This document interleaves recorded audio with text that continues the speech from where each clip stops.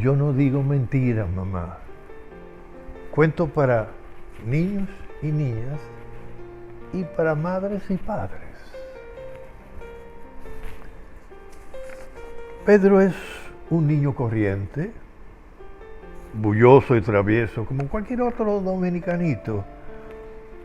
Es hijo único, va a la escuela y con frecuencia logra buenas notas. Como es costumbre en cualquier parte del mundo, sus principales dificultades son con papá y mamá, quienes quieren que él se comporte como un buen ser humano, adulto y decente. No te pongas esa camisa que todo el sucio del mundo. Ya se te pasó la hora de bañarte, asquerosito. No me andes descalzo que va a coger un gripazo. ¿Cuántas veces tengo que repetírtelo? Y él solo es un niño. Todavía. Los padres, sin darse cuenta, para hacerse la vida más fácil, lo culpan de casi todo lo que sale más mal que bien. Y su única defensa es decir, con voz pequeña, de verdad, mamá, que no es culpa mía. Ellos, para no complicarse mucho, aceptan a veces su inocencia, hasta que un día la madre recibió una llamada de la maestra de la escuela y le citó porque tenía que hablarle sobre algunos asuntos de su hijo. Ella le rogó que le explicara qué sucedía, pero la respuesta fue que era mejor tratarlo personalmente. La mamá se asustó y pensó, sin querer, cualquier barbaridad. Por eso habló con su esposo para que la acompañara y él, a regañadientes, aceptó. Ambos fueron entonces a la sorpresiva cita. La esposa los esperó en la dirección en ausencia del director de la escuela. Manejó el asunto con suavidad, sin exageraciones y sobre todo excesivamente amable, lo cual, en verdad, asustó un poco a la doña.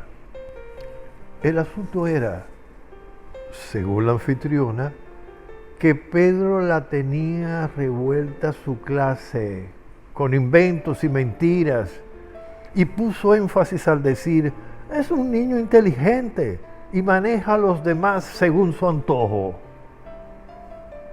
Ella exigía que en consecuencia, como eran sus superiores, les correspondía aconsejarle de manera detallada por el bien de todos. Aunque el asunto no quedaba muy claro, el papá se comprometió a realizar la encomienda. Después, en el regreso a la casa, la madre argumentó molesta y gruñona que mandaban a su hijo a la escuela precisamente para que les enseñaran.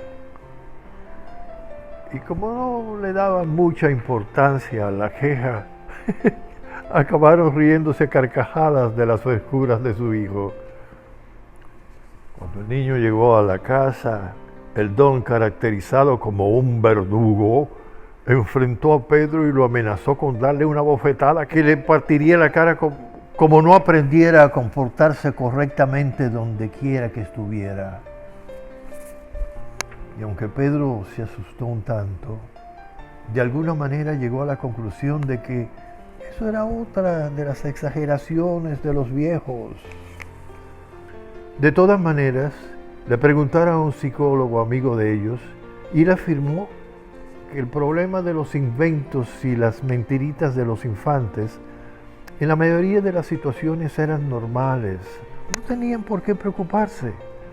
Decir mentira es algo que pasa con frecuencia en la infancia y generalmente hay alguna razón que empuja a los niños a hacerlo.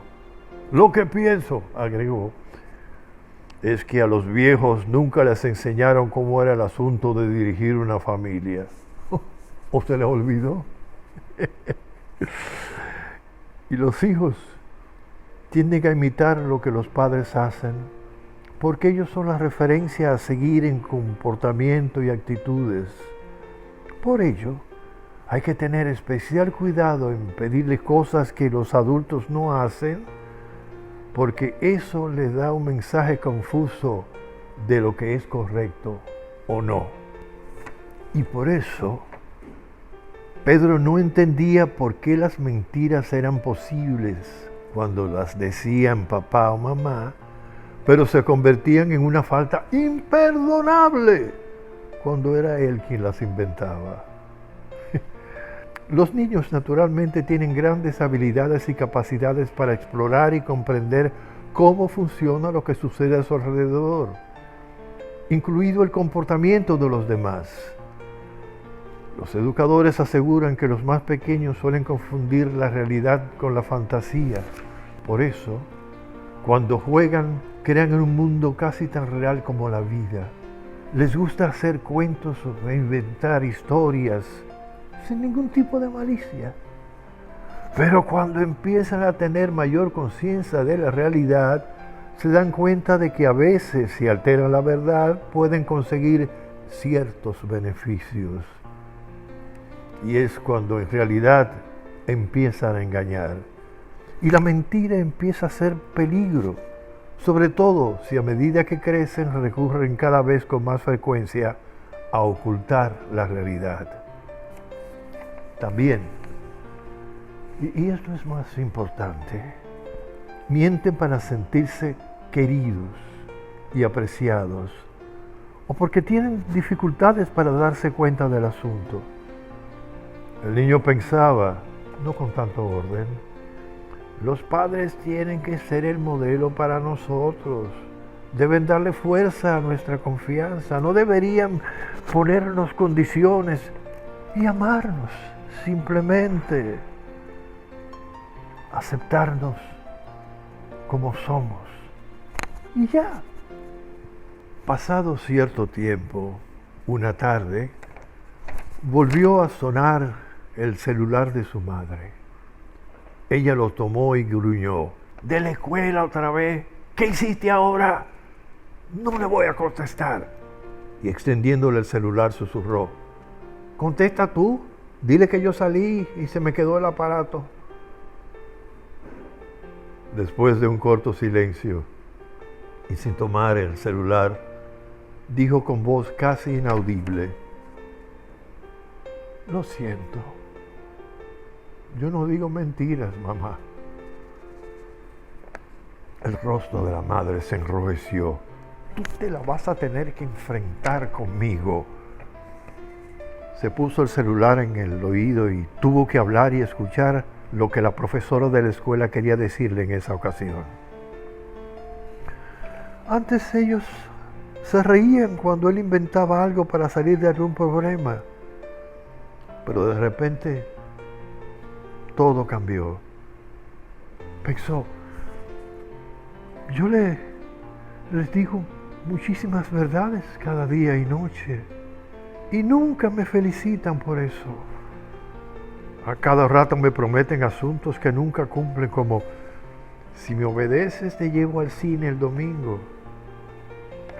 Y siempre me quedo esperando sin atreverme a decirles nada. De repente, un quejido termina sus pensamientos.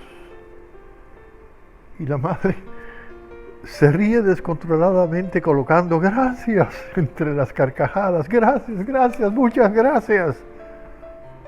La madre cierra el celular e intenta sin mucho éxito secar algunas lágrimas que le corren voluntariosamente por el rostro. Luego lo mira con límpida ternura.